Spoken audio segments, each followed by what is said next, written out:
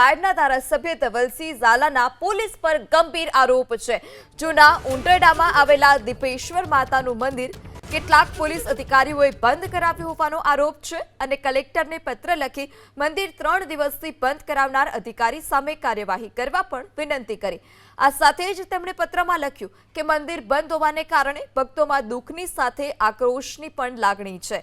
આમલીયારા police સ્ટેશનના અધિકારીઓને આ મામલે ફોન કર્યા તેમ છતાં યોગ્ય જવાબ ન આપતા હોવાનો પણ આરોપ।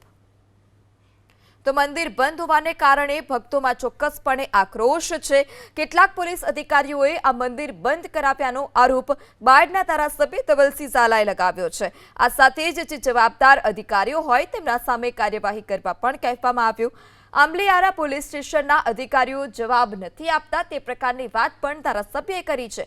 ફોન કર્યા બાદ પણ જે અધિકારીઓ છે તે જવાબ નથી આપી રહ્યા અને છેલ્લા કેટલાક દિવસથી જે આ મંદિર છે ઉટરડામાં દીપેશ્વરી માતાજીનું તે મંદિર બંધ કરાવવામાં આવ્યું છે। કયા કારણોસર આ મંદિર બંધ કરાવવામાં આવ્યું છે અને શા માટે બંધ કરાવ્યું તે તમામ મામલે પોલીસ અધિકારીઓને ફરિયાદ પણ કરવામાં આવી હતી પરંતુ તેમના તરફથી કોઈ યોગ્ય જવાબ નથી મળતો તે પ્રકારની વાત પણ ધારાસભ્ય ધવલસિંહ ઝાલાએ કરી। બાયડના ધારાસભ્ય ધવલસિંહ ઝાલા પણ ફોન લાઈનથી જોડાઈ ચૂક્યા છે। જે ધવલસિંહ, આપે ખુદ આરોપ લગાવ્યો છે કે પોલીસ રજૂઆત નથી સાંભળતી, શું છે સમગ્ર હકીકત? મંદિર કેટલા સમયથી બંધ છે? જો પરિસ્થિતિ એવી છે કે પોલીસ રજૂઆત નથી સાંભળતી એવું એટલે ના કહી શકું, કારણ કે અરવલ્લી જિલ્લાની તમામ પોલીસ સારી રીતે કામ કરી રહી છે। વિષય માત્ર એકાદ પોલીસ સ્ટેશનને છોડીને ક્યાંક પરિસ્થિતિ ખરાબ થતી હોય, આસ્થાનું કેન્દ્ર ઉંટરડા દીપેશ્વરી માતાનું મંદિર 5000 થી વધુ શ્રદ્ધાળુઓ આજે પગપાળા આવતા હોય છે। મને શ્રદ્ધાળુઓના ફોન આવ્યા એટલે મેં ગામમાં તપાસ કરી। ગામના લોકોએ કીધું કે અમે રજૂઆત કરી, પરંતુ કોઈ અધિકારી પોલીસ સ્ટેશનમાંથી આવી અને એવું કહી ગયો હતો કે ભાઈ મારી સૂચના જ્યાં સુધી મૌખિક ના આવે ત્યાં સુધી તમારે મંદિરના દ્વાર ખોલવાના નથી। એટલે આજે પૂનમના કારણે શ્રદ્ધાળુઓ પાછા જતા હતા એટલે મને ફરિયાદ મળી। મને તપાસ કરતા જાણવા મળ્યું કે આંબલિયારા પોલીસ સ્ટેશનમાંથી આવી અને આ પ્રકારે મંદિર બંધ કરાઈ ગયા છે। જી ધવલસિંહ, કોઈ માહિતી સામે આવી છે કરી કે કયા અધિકારી આવ્યા હતા આવી રીતે બંધ કરાવવા માટે? જવાબદાર અધિકારી આવ્યો હોય તો જ બંધ કરે, પીએસઆઈ લેવલના વ્યક્તિ।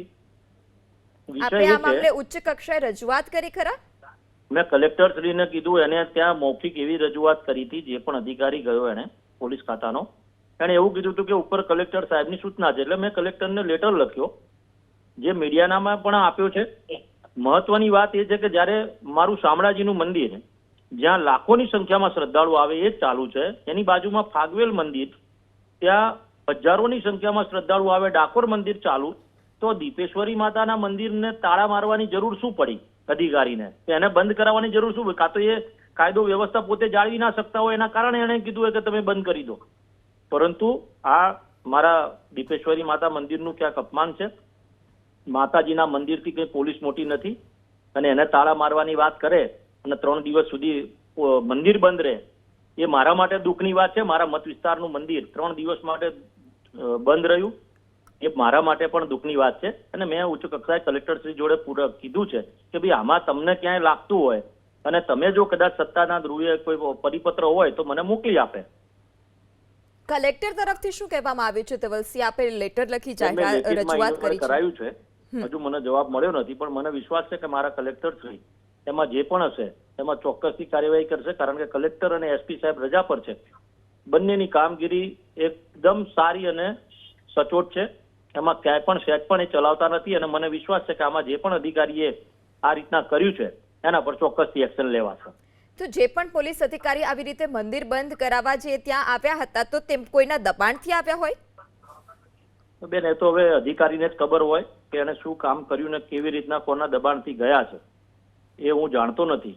મેં એમને ફોન કર્યા પણ નથી, કારણ કે એ પ્રકારનું કામગીરી કરવાની મારી ઉપરના લેવલથી વાત હોય એટલે મેં એસપી સાહેબને ધ્યાન ચોક્કસથી મેં લેટર મોકલીને દોર્યું છે। જી ધવલસિંહ, અમારી સાથે વાત કરવા બદલ આભાર।